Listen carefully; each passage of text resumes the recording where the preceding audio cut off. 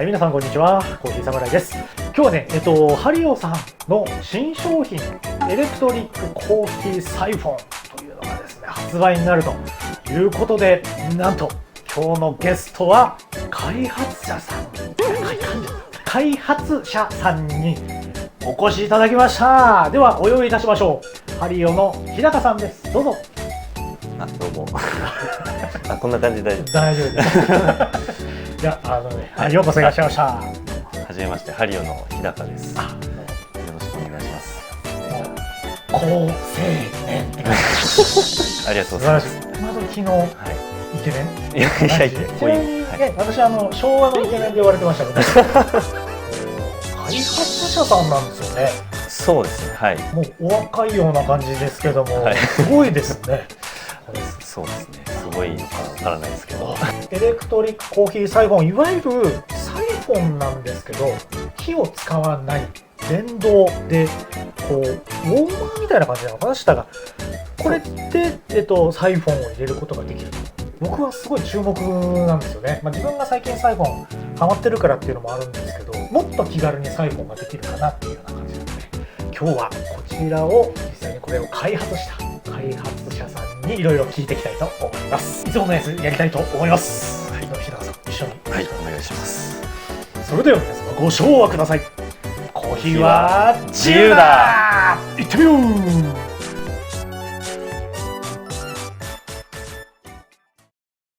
今回ね、このサイフォンを本当敷居を低くしてくれたなっていう、やりやすくなったなっていう印象だったんですけど、もうぜひこの開発者をガツンとそのいい声で語っていただきたい。弊社がですね、1948年にコーヒーサイフォンの1号機っていうか、初代のコーヒーサイフォンを作り出したんですけれども、それまでは理化学のビーカーとかフラスコ、そういうものを作り続けてたんですけども、弊社のコーヒー器具の歴史はコーヒーサイフォンから始まっています。で以来大体75年ぐらいコーヒーサイフォンを製造し続けている。でやっぱりサイフォンに対しての思いっていうのはあるんです。ただやっぱりどうしても火を使う器具なのでハードル、あとはいろいろと部品が多かったり、フィルターのお手入れだったりとか、なかなか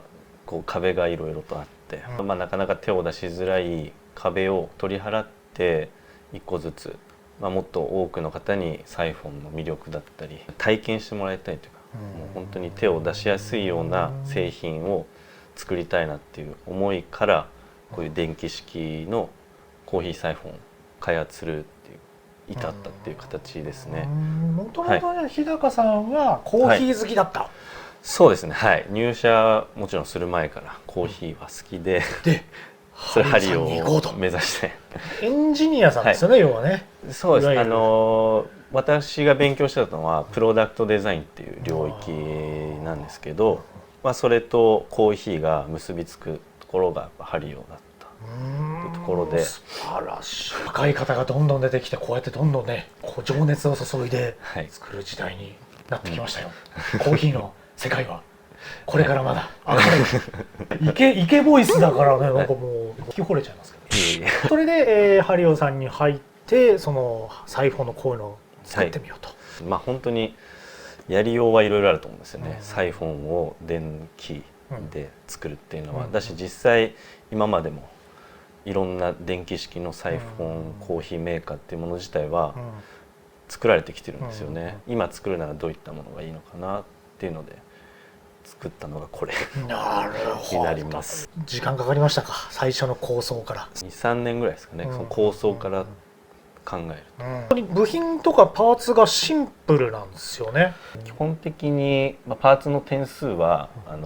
アルコールランプのサイフォンと変わらないんですけど、最初についてくるフィルターはテクニカっていう一番出てるサイフォンはネルなんですけど、保管の手間があったりするので、やっぱり最初入る人たちからしたらまずそこのお手入れでちょっと面倒くさいかもこれって思っちゃうようなところがあるかなっていうところで、ペーパーフィルターのろ過器をつけてます。付属品としてはペーパーで来ると。確かにね、そのネルの問題っていうのはね、昔からなんですよね。どうしても敷居が高くなっちゃう。この間私もテクニカを触らせてもらって、そこから結構ハマっちゃったんですけど、はい、まあ、僕なんかはねある程度ネルの扱いは慣れてる方だったので、はい、まあ入りやすかったっていうのと、ペーパーも改めてやったら、あペーパー便利だなってやっぱ思ったんでね、はい、まあ、今回はやっぱりその電動でペーパーがついてるということでより入りやすいっていう感じですね。ただやっぱネルで出るサイフォンの味わいっていうのも本当に魅力的ですので、互換性もちろんありますので、あそうか、はい、だからテクニカなんか持ってる人のが例えばネルが持ってればこれでも使えると、そうです、パーツを使える、はい、はい、使えます。今までねあったものは使えるかっていうのはね結構ポイント高いですね。話しててなんか落ち着くな、なんか年下とは思えないな心地よいイケボイス。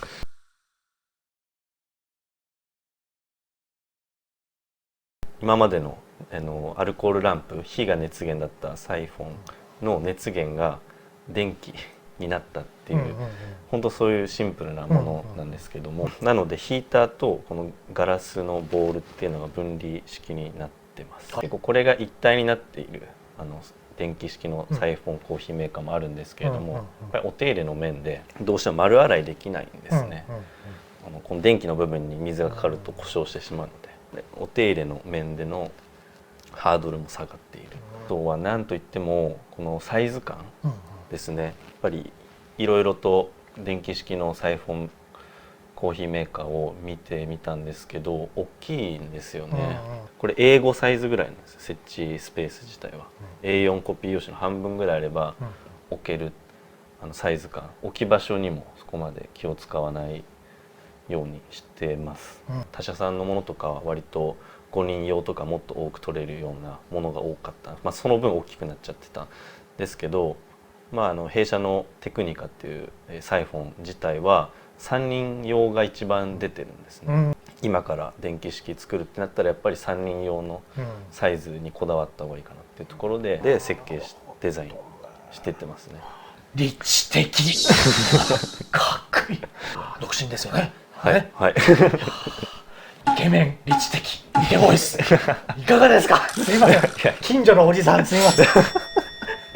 話がそれました。そこら辺までも考えて作っていると、まあ、サイズだったり熱源だったりお手入れ面っていうところでの壁は全部取り払えたかなと考えてますね、自分でも。はい、一番大事なのは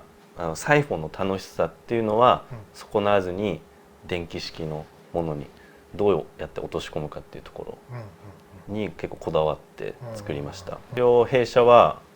結構どちらかというとやっぱり道具屋さんっていうか、コーヒー器具屋さんっていうようなやっぱり道具を使う楽しみとか、そういったところを伝えていきたいんですよね。あまりにも便利にしすぎちゃうとやっぱりサイフォンの楽しさっていうのがそこの本質がなくなっちゃうのかなっていう。なんでできるだけサイフォン自体の入れる楽しさとかっていうのは損なわないようにしました。なるほどね素晴らしい。道具としての楽しさを残したかったってことですよね。そうです。ありがとうございます。短くまとめていただいて。すごいすごいいやまさしく私好みやっぱりその道具とか特にコーヒーなんかアナログ感でこうやるっていう楽しさ、そのコーヒーも美味しいのがもちろんなんですけど、やる時間をこう楽しむっていうのが特にね僕なんかコーヒー雑貨専門なんで、やっぱそこを伝えたいっていうチャンネルにまさしくぴったりのゲストっていう感じですね。そこもちゃんと考えてこういうプロダクトにしてるっていうのがね、最終地点がちゃんとしてますよね。サイフォンってやっぱり